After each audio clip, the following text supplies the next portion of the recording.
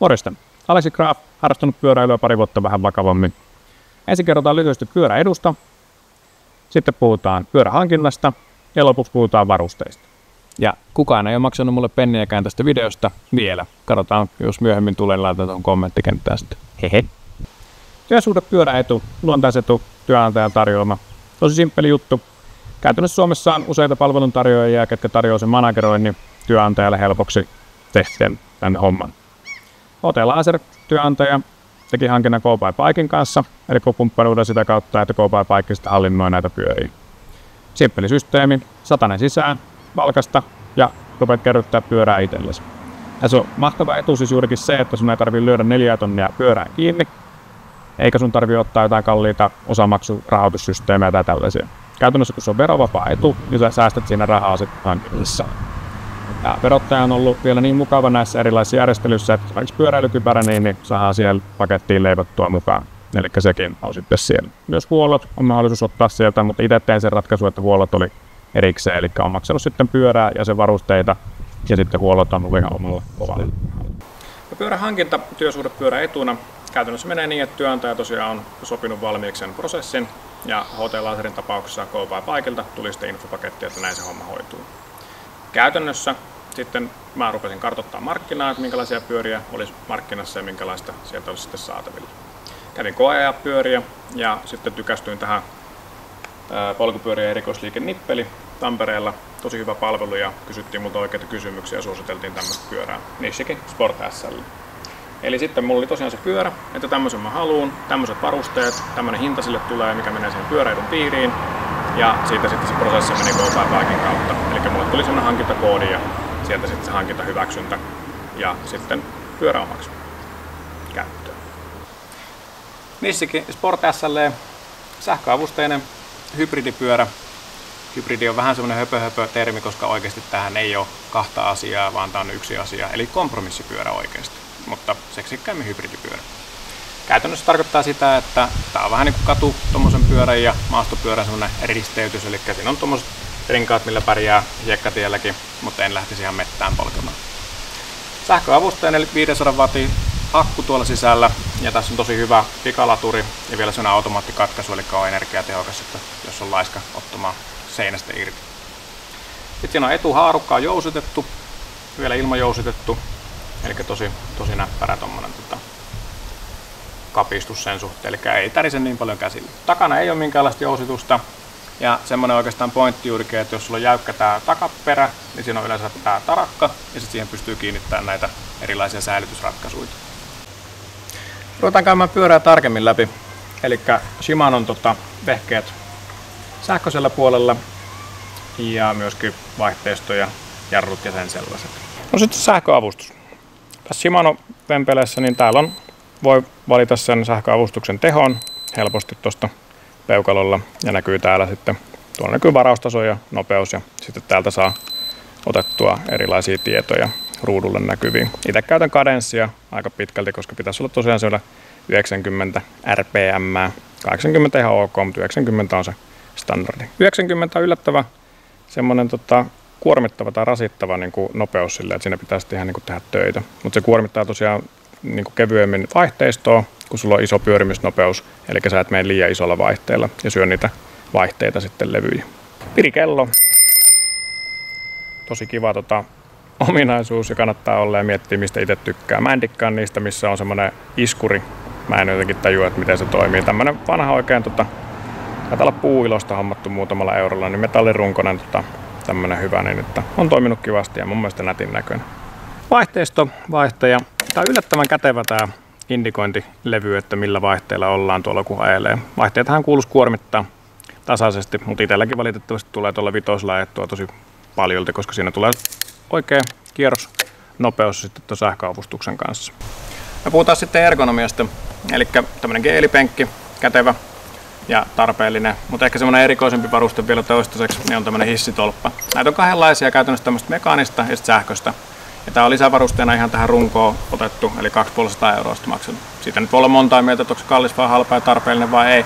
Mutta itse on kyllä tykännyt, että tää on semmoinen ominaisuus, mikä on tosi hyvä.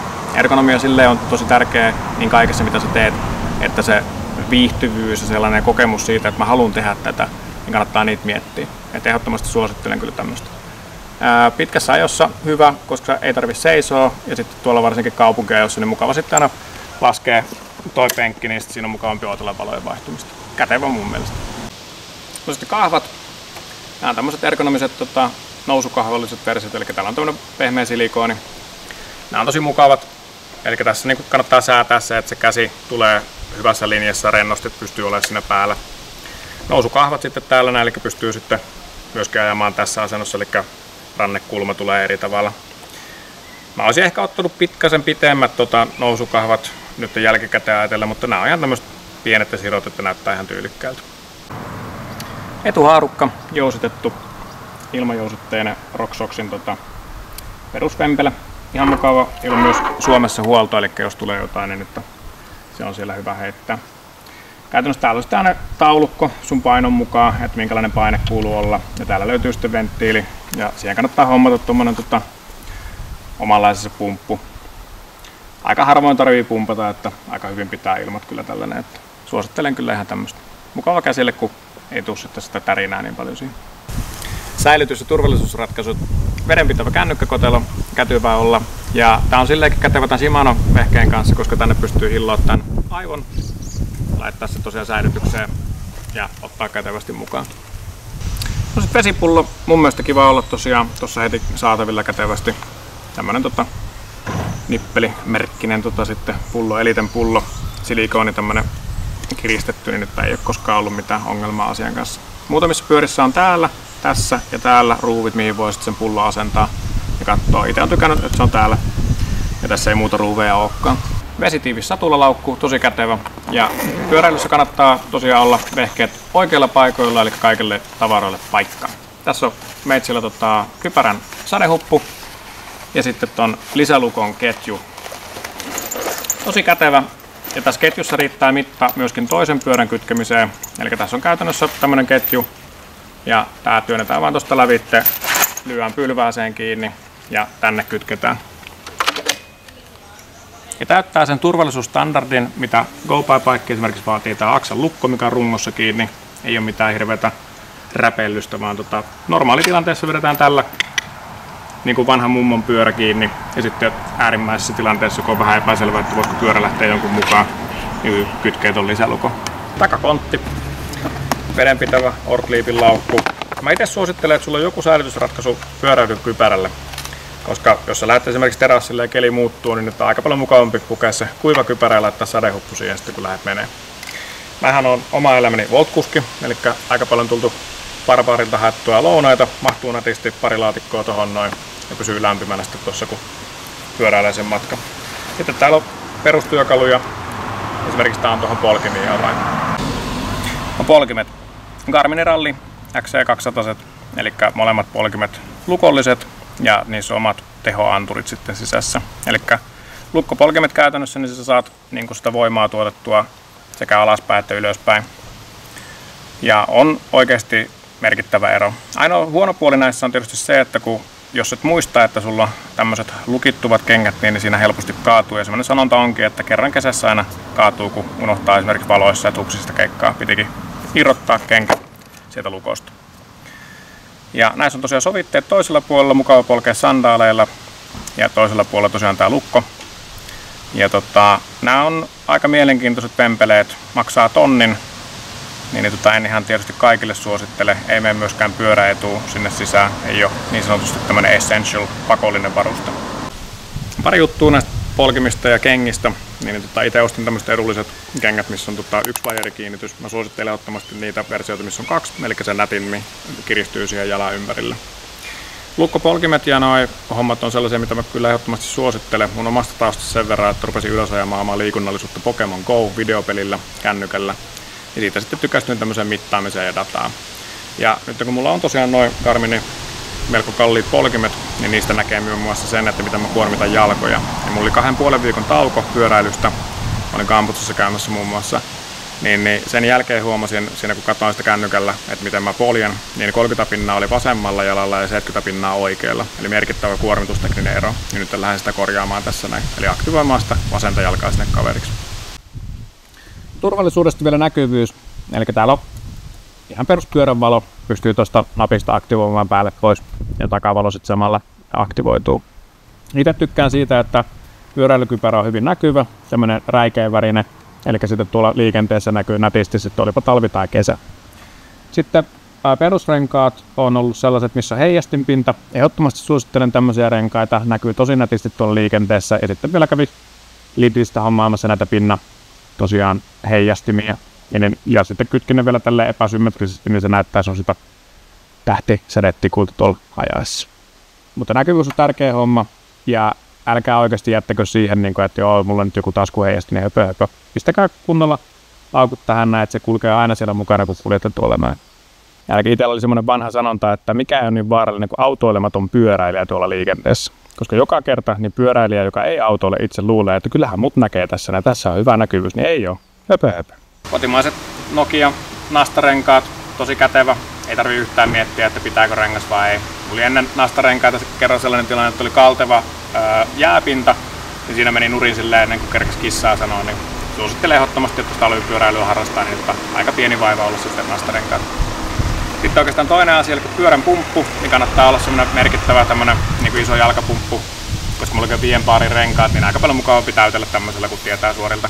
Ei tarvitse yhtään miettiä, että mikä suutiin on siinä, koska tähän toimii kaikki. Ja tässä on sitten puolison pyörä, Specializedin tämmönen superlight. Eli käytännössä panostettu siihen, että täällä on mukava pyöräillä ilman sähköä, mutta sähkön kanssa sitten myöskin on saatavilla lisätehoa. Tässä on 35 Newtonin vääntö verrattuna tuohon mun Fissikin, jossa on 70, eli tässä on tosi paljon kevyempi tää sähköavustus. Sulava, oikein mukava polkea myöskin ilman sähköä. Tämmöistä suosittelen ehdottomasti, jos haluaa saada sen fiiliksen siitä normipyöräilystä. Puoliso on tietysti tyylitietoisempi kuin minä, eikä mieti tämmöisiä turvallisuusasioita yhtä natsasti kuin minä. Niin tämmönen tumma kypärä, ei näy yhtään mihinkään, ihan sama mikä keli.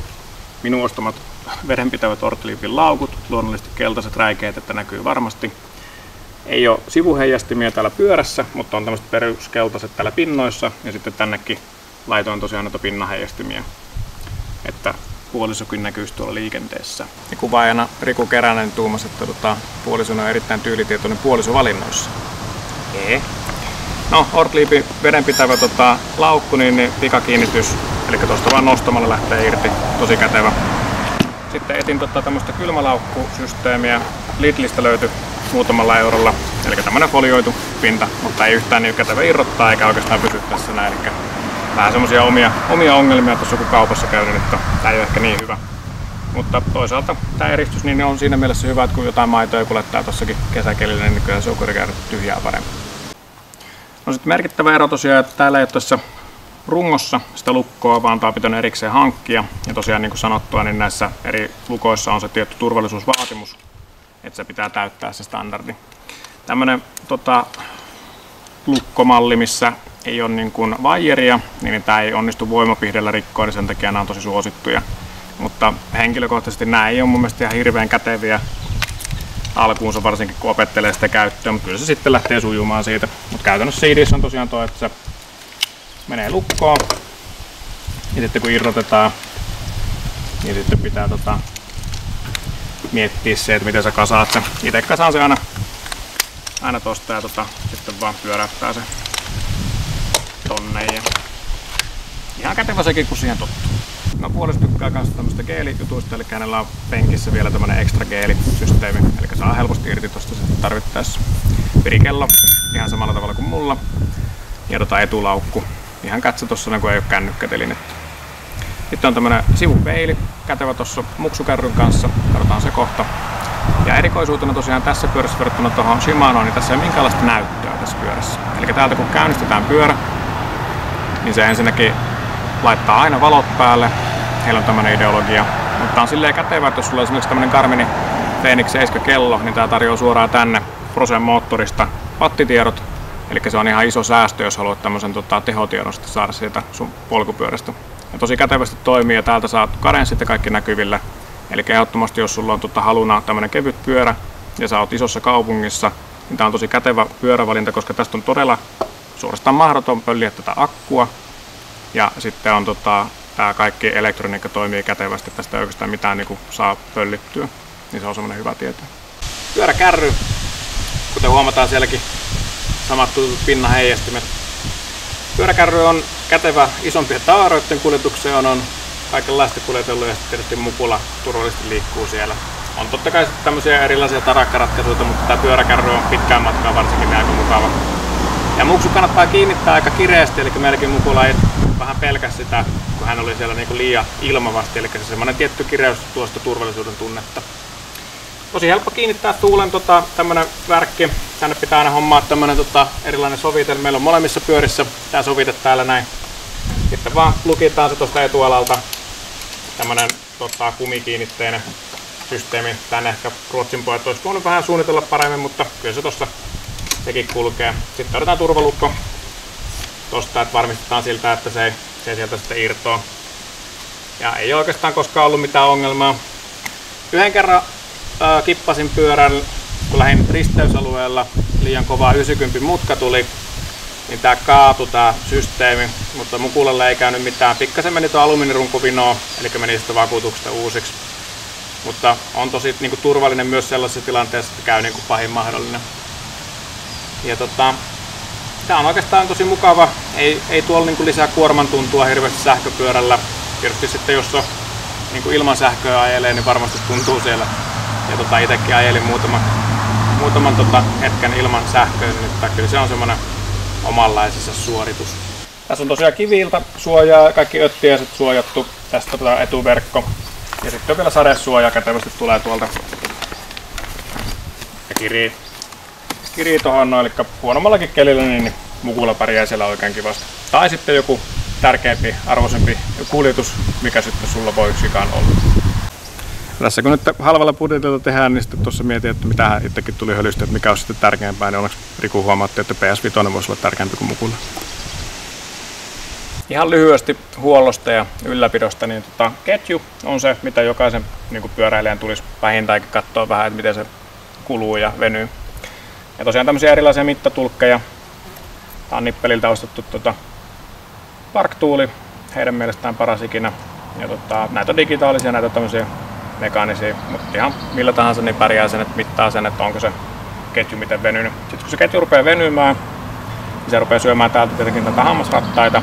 Ja siinä on niin erilaisia juttuja, että kannattaa keskustella se oman pyöränsä kanssa sitten siellä liikkeessä, että miten sitä kuuluisi huoltaa ja hoitaa ja vaihtaa ja minkälaista ajoa tulee, kuinka paljon ja näin edespäin. Sitten tosiaan ketjut kuuluu tietysti huoltaa, eli puhistaa, ja kannattaa ottaa semmosia tämmöisiä, esimerkiksi tämä on pyörävarikolta hommattu, mistä emännän pyörää ostettu, niin tämä ei ole aerosolipohjainen, ja tämä on pikkasen niin kuin parempi sen suhteen, että jarrut on aina riskissä, että ne menee huonoksi, kun leikit näiden nesteiden kanssa, niin kannattaa se kanssa tarkistaa, että se on soveltuva se neste sun siihen pyörään. Ja sitten riippumatta mitä nestettä ostat, niin varo tosiaan noita jarrulevyjä. Eli kannattaa esimerkiksi täältä sitten puhdistaa.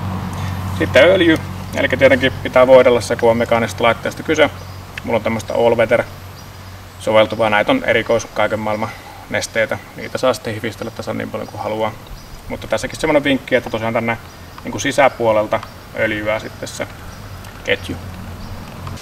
Resistance is futile. Kaikki pyöräilee.